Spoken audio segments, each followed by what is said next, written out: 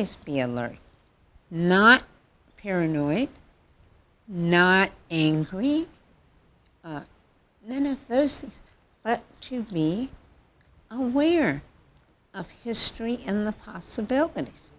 If it doesn't happen, wonderful, but know that it can, because if it does, then you have a way of dealing with it. If you don't know it was coming, and I've seen it happen to people, and you think, how did you not know that was likely to happen? And and it's not just because I'm from the South. Maybe that gives me a little bit of an edge. I don't think so, but Or maybe. yeah, it may be.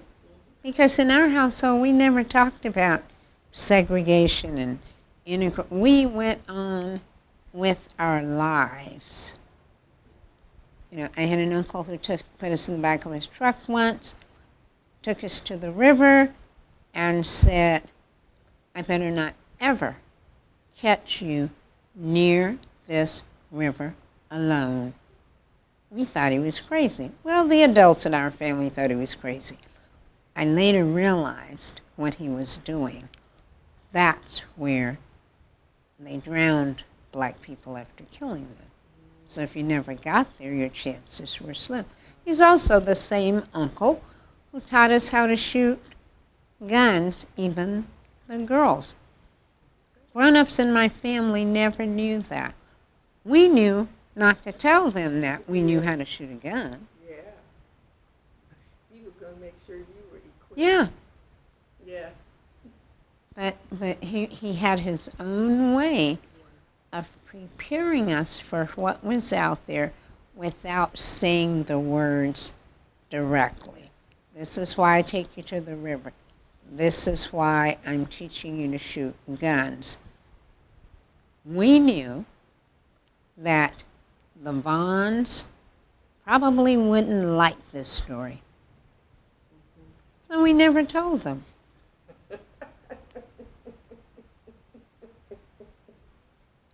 And but now, as a 68-year-old woman, I understand Yes. very clearly Yes. why he did that. And I had a conversation. I was in Mississippi not too long ago, and I had a conversation with his granddaughter and my sisters and my brother about him. Yes. And she could not understand why people called him Old Goat. And they did because. For the Vaughns, he didn't meet their standard of work ethic. Oh. And so they just sort of disregarded him. But we all, kids, loved him. Because to us, he was cool. Yes.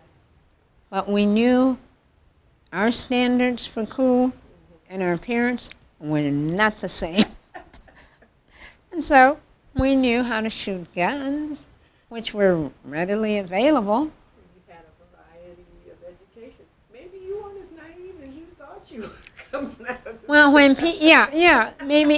maybe I should have applied for that job. But you're right. There are certain things that if people talk about, I'm not street smart. Well, maybe I am.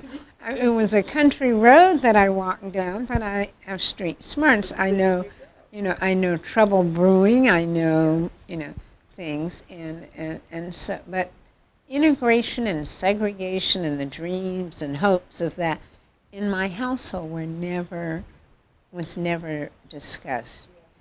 I told a reporter who called me once about the March on Washington, and I said, I saw it on the news. I remember the speech, but in terms of a dinner table discussion and what it meant, my household, my family had a plan. We were working on that. Whatever happens over here, that's okay.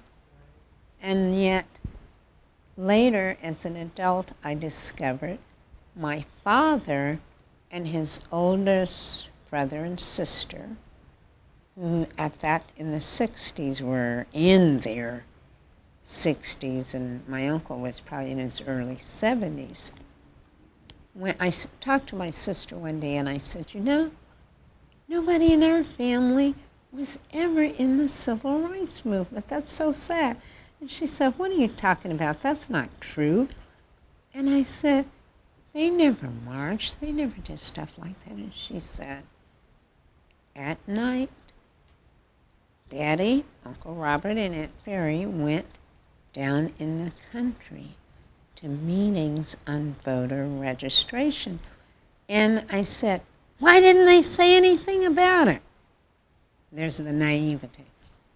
And she said, don't you know, if they had said anything, Daddy would have lost his job at the mill. Our house probably would have been bombed. So, and our mother would have been so proud, she would have told everybody in the neighborhood.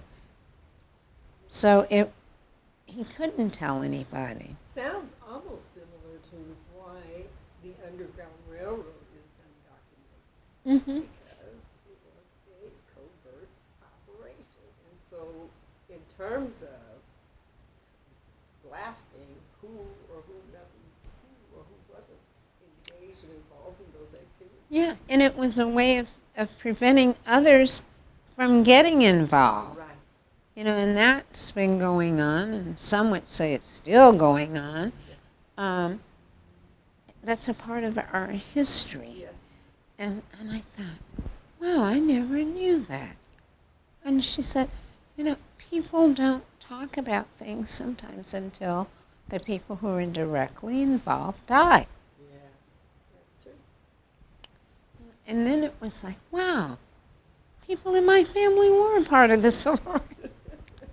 But it was like, gee, they were good, honest, hardworking people. They had a strong sense of family.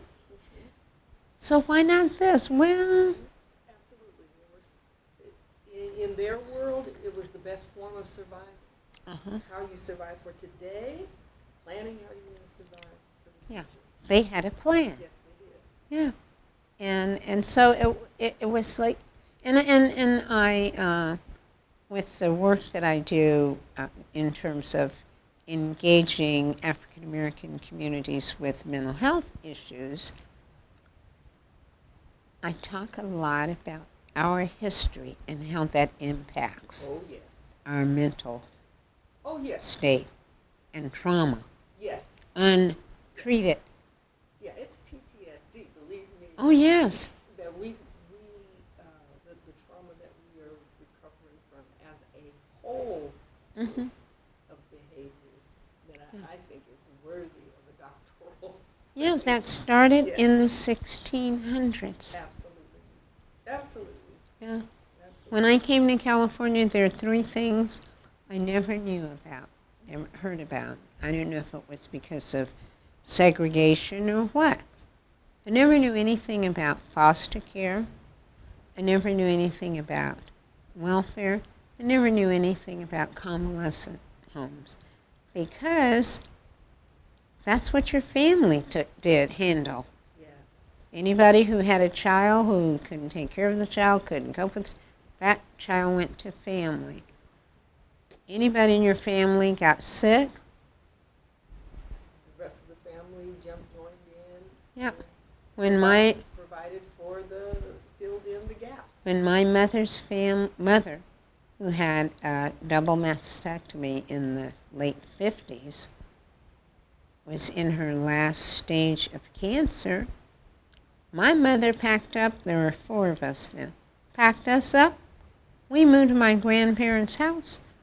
My father brought food on Fridays when he got paid, visited with us, and we stayed till my grandmother died.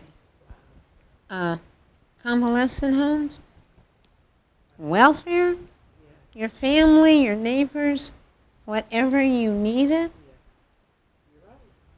one of my mother's best friend's husband, put her out in the cold, in the snow.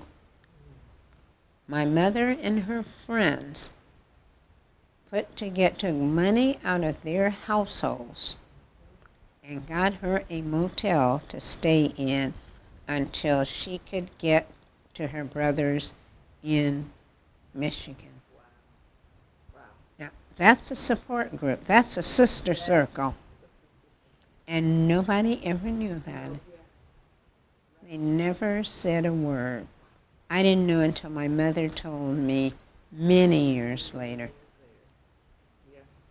And they were a church fan family. Yes. The kind that they put on the fan because they're so perfect looking and acting. Wow.